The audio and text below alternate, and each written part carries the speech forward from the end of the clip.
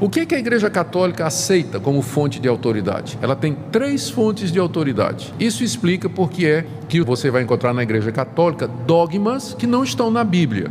Tipo assim, a virgindade perpétua de Maria, Maria nasceu sem pecado, Maria subiu aos céus depois da morte. Nada disso está na Bíblia.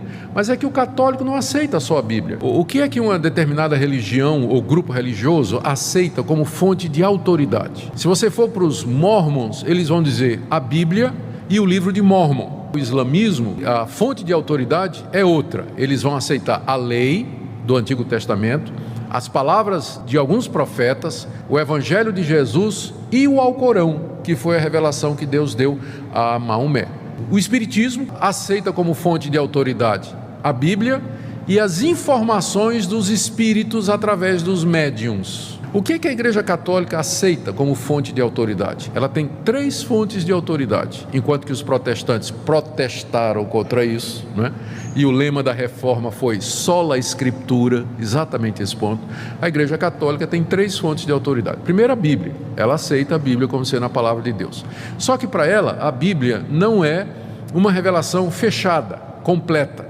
Além da Bíblia, Deus continuou a se revelar na Igreja. E é o que eles chamam de tradição. É aquilo que os pais da igreja no século II, século III, foram percebendo que era a verdade de Deus, o desenvolvimento dessas doutrinas que estão na Bíblia e que tem que ser recebidas no mesmo nível de igualdade da Bíblia, a tradição oral. E o magistério, que são as decisões e pronunciamentos do colégio episcopal, encabeçado por um papa infalível.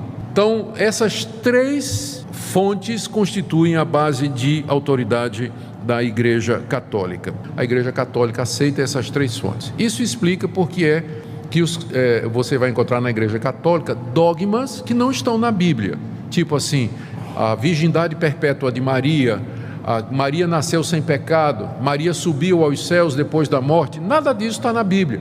Mas é que o católico não aceita só a Bíblia. Ele aceita a revelação constante que Deus vem dando através da igreja, através dos concílios e através dos papas. Então, na hora que você puxa a discussão só para a Bíblia, não é? Aí o católico que conhece a sua doutrina vai dizer, sim, mas a Bíblia não é a única fonte de verdade. A igreja, ela continua recebendo revelações de verdades da parte de Deus. Em resumo, essa é a principal diferença. A Bíblia e somente a Bíblia é a palavra de Deus.